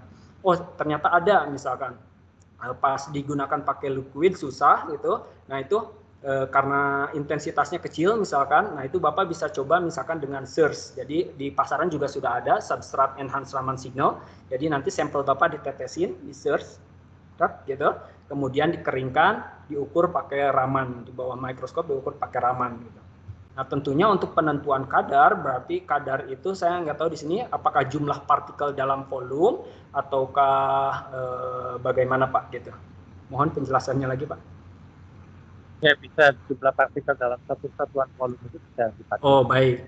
Ya, mungkin kalau jumlah partikel, mungkin itu lebih mudah Pak ya. Jadi dalam artian Bapak punya sampel yang sudah diketahui volumenya itu, karena di Indonesia belum ada optical tweezernya itu, jadi dikeringkan dulu di objektif, di lensa di glass slide, kemudian nanti diukur, di scanning semua areanya. Kemudian dengan particle finder dia ditemukan gitu ya, berapa jumlah partikel yang ada di sananya, beserta tipe mikroplastiknya kalau diinginkan gitu. Mungkin itu Pak. Terima kasih. Ya, sama-sama Pak Aulia. Oke, next ada pertanyaan dari Pak Denny, Mas. Ya, silahkan. Ini apa tentang fitur particle finder, apakah akan mendeteksi secara akurat jenis atau senyawa tertentu di sampelnya secara kualitatif, misal tidak punya standar sebagai pembanding. Baik, terima kasih. Kebetulan jadi begini, saya jelaskan terhadap particle finder gitu ya. Itu hanya modul software di mana dia mengidentifikasi secara otomatis, kemudian mendapatkan distribusi seperti particle size analyzer gitu ya. Tetapi tetap untuk particle finder dia harus berkolaborasi juga. Di dalam ada modul software namanya know it all, itu fungsi database. Jadi setelah si partikel itu ketahuan lokasinya itu, kemudian nanti di mapping gitu, diukur gitu, kemudian nanti dapat spektrumnya, dia akan dibandingkan dengan database gitu. Nah, kebetulan untuk mikroplastik contohnya misalkan itu sudah banyak sekali database-nya di dalamnya, spektranya gitu ya. Nah, pertanyaannya kalau tidak ada database-nya itu, tidak ada spektrumnya, tapi Bapak tahu di situ partikel apa, disimpan saja dulu gitu. Nah, kemudian selain particle finder, karena misalkan particle finder kita mapping banyak gitu, bisa saja dari 1000 partikel ada 200 partikel yang komposisi kimianya sama gitu ya. Nah, itu kolaborasi juga dengan modul software namanya multivariate analysis. Jadi nanti dikelompokkan. Jadi nanti hasil secara umumnya Bapak yang pertama dapat apa itu partikelnya, distribusi berbagai ukuran dari pengelompokan partikelnya, seperti itu. Kemudian mudah-mudahan bisa menjawab, mungkin seperti itu. Kemudian saya ingin bertanya, apakah dari alat Raman yang tersedia dari Horiba ada yang memfasilitasi untuk pengujian Raman dengan variasi fungsi tekanan atau fungsi temperatur, gitu ya? Jika ada, tipe yang mana? Terima kasih. Ya. Itu sebetulnya kita banyak opsinya Bu ya gitu. Jadi nanti kita bahas di mungkin hari besok ya. Jadi opsi-opsi apa saja, aksesoris apa saja yang bisa diterapkan gitu. Itu bisa Bu ya gitu. Jadi ada variasi tekanan sama temperatur bisa gitu. Misal temperatur bisa sampai 1500 derajat Celcius bisa gitu. Kemudian tipe mana yang bisa diterapkan, hampir semuanya untuk temperatur, karena kita kolaborasi dengan Lincam gitu ya, stage temperaturnya itu dengan Lincam. Tetapi di software memang sudah terintegrasi, jadi ketika peningkatan level temperatur kita kontrol melalui software, bukan software dari Lincam, kita software dari Raman. Ya. Untuk sampel biologi bisa kita analisa suatu senyawa asing dengan Raman. Oh tentu bisa Bu ya gitu. Jadi selama Ibu tahu gitu, jadi standarnya yang tidak ada senyawa asing itu bisa. Kemudian kalau tidak tahu, kemudian Ibu sudah punya sense bahwa itu ada senyawa asing atau peak yang lain yang kemungkinan tidak ada di situ, itu bisa. Gitu. Baik mapping 2 dimensi atau mungkin di sini 1 dimensi. Ya, karena untuk Raman sendiri, misalkan kalau Ibu dan Bapak punya sampel 1 standar, peaknya seperti apa. Kemudian ada sampel yang lain, misalkan kontaminasi gitu ya. Pas diukur, misalkan dalam 1 spektrum tidak mapping, kemudian muncul 1 peak. Nah itu sudah cukup untuk mengindikasikan gitu ya, bahwa adanya kontaminasi di sana.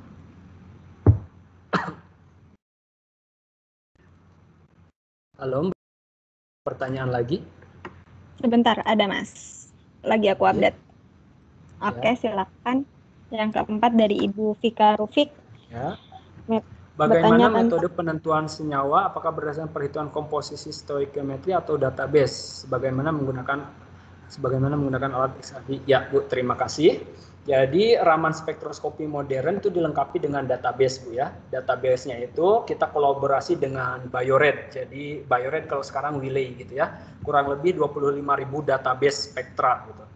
Mereka mengenerate spektrum dari pure sample gitu ya. Benar-benar pure gitu, database-nya. Jadi misalkan Ibu dan Bapak misalkan ingin menggunakan Raman hanya untuk mengidentifikasi unknown materials gitu ya. Misalkan benar gak misalkan batu akik, contoh simpelnya ini batu akik itu misalkan asli dari alam atau buatan gitu ya. Dengan bantuan Raman kemudian pertanyaan selanjutnya, batu akik ini mineral apa gitu ya, topaz atau ruby atau apa gitu ya. Nah dengan bantuan Raman kita ukur, kemudian nanti di searching dengan database kita dapatkan gitu ya kemungkinan tertingginya, artinya itu spektrum yang matching dengan hasil pengukuran kita gitu. Seperti itu.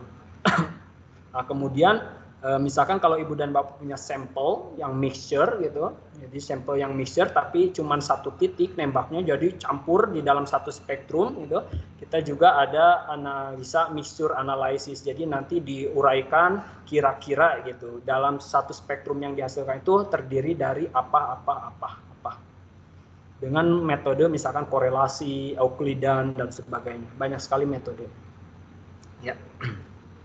Terima kasih. Sebentar Mas, ada update pertanyaan lagi dari Ibu Rupiasih. Sebentar. Ya, itu Mas yang tanya untuk mendeteksi atau tracing zat radioaktif, apakah bisa? Bagaimana teknik pelaksanaannya? Ya, terima kasih. Wah, ini bagus sekali pertanyaannya, special case, tapi kita ada beberapa contohnya gitu ya. Yang jelas bisa ya, misalkan contohnya monazite, kalau di alam itu ya, monazite, xenotime ya mungkin ya, unsur yang kandungan ada uraniumnya, itu bisa, itu kemudian kalau unsurnya radioaktif, itu butuh spesial khusus Bu, gitu. Jadi ada chamber tertentu yang memang memblok sinar radioaktif gitu, kemudian nanti pakai fiber optik gitu ya, salah satu contohnya. Jadi ada probe di dalam ruangan itu, nanti probe gitu, jadi yang akan menyinari, jadi memandu si laser ke probe, kemudian menyinari ke sampel dan balik lagi, seperti itu. Ada beberapa institusi menggunakan Raman kita untuk di fasilitas nuklir gitu ya. Mungkin nanti saya bisa contohkan di sesi besok. Kemudian mudah-mudahan bisa menjawab hal tersebut. Bagaimana metode ya? Yang update-annya cuma yang apakah hasilnya comparable dengan pengujian XRD atau IBSD atau mapping dengan SEM EDS? Ini untuk pertanyaan Ibu Vika Rufik sebelumnya, Mas. Ya, baik, terima kasih itu ya.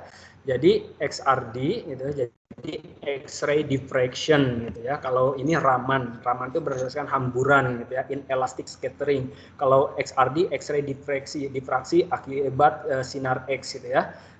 Pendekatannya berbeda. Kalau XRD itu pakai Bragg equation dari kisi kristal gitu, kristal lapisnya gitu. Kemudian nanti karena mineral itu berbeda strukturnya, nanti bisa ada database-nya, makanya bisa juga untuk identifikasi senyawa. Kalau Raman pendekatannya berbeda gitu ya. Dari pik-pik hamburan Raman karena dia berbagai material itu berbeda, nah itu dihasilkan identifikasi. Jadi arah ininya berbeda. Dari sumbernya XRD menggunakan X-ray tentunya, kalau Raman menggunakan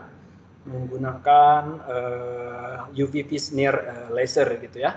Kemudian, nah ini pertanyaan bagus, mapping dengan SEM EDS gitu ya. Nah ini SEM, jadi sebagai informasi, SEM itu sebetulnya mungkin pada sejarahnya itu teknologi yang diciptakan akibat adanya yang tadi ya istilahnya itu diffraction limit gitu ya, karena dulu pakai optik kita nggak bisa melihat sekecil-kecilnya, maka dibuatlah SEM gitu ya, karena mereka sudah tahu gitu ya efek Compton dan sebagainya, bahwa si SEM menghasilkan diffraksi limit yang jauh lebih kecil mungkin ya, seperti itu. Kemudian SEM EDS. Nah, ini ada detektor EDS misalkan.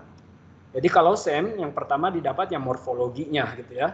Kemudian kalau ditambah dengan detektor EDS itu yang akan didapatkan elementalnya, unsurnya gitu ya.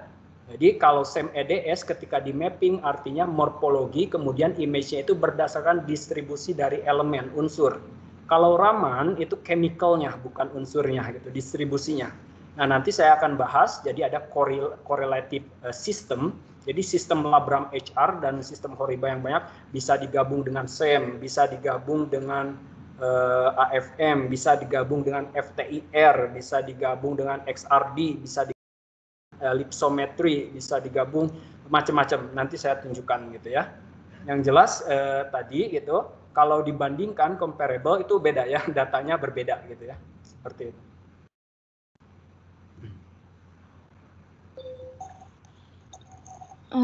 Oke, Mas, ini pertanyaan terakhir dari Ibu Rupiasi mengenai pertanyaan sebelumnya. Ibu Rupiasi bertanya institusi mana yang bisa melakukan yang sebelumnya itu, Mas? Baik, nanti saya cek Bu ya terkait itu, karena itu data customer, tapi memang ada, saya kalau nggak salah punya image-nya gitu ya, bagaimana di fasilitas nuklir mereka gitu menggunakan Raman gitu ya, seperti itu Bu. Nanti saya cek, mudah-mudahan besok ada gitu, paling cepat besok gitu, saya ini kan. Tapi yang jelas ada gitu ya, institusinya saya lupa, di luar tentunya, bukan di Indonesia gitu, di luar gitu ya, karena di luar berbagai hal, contohnya misalkan penggabungan XRD pakai Raman gitu banyak sekali dilakukan. Ya. Oke, sejauh ini di chatroom pertanyaan hanya itu, Mas, dan sepertinya sudah tidak ada pertanyaan. Ya. Apakah Bapak Ibu ada pertanyaan? Mungkin kalau sudah tidak ada, mungkin untuk sesi hari ini bisa kita selesaikan sekarang ya, Mas ya? Ya. Oke, mungkin sebagai penutup, saya akan mengingatkan bahwa link webinar untuk besok juga akan sama seperti hari ini. Jadi Ibu Bapak silahkan langsung join di jam yang sama seperti hari ini. Dan untuk rekaman itu bisa diakses langsung di chatroom. Setelah nanti rekaman saya hentikan, atau nanti mungkin di akhir sesi itu semuanya akan bisa diakses bersamaan. Kemudian, sekian untuk webinar series hari kedua kita. Terima kasih Bapak Ibu atas kehadirannya dan waktunya. Terima kasih Bapak dan Ibu. Sampai ketemu di hari besok. Ya. Terima kasih. Sampai jumpa.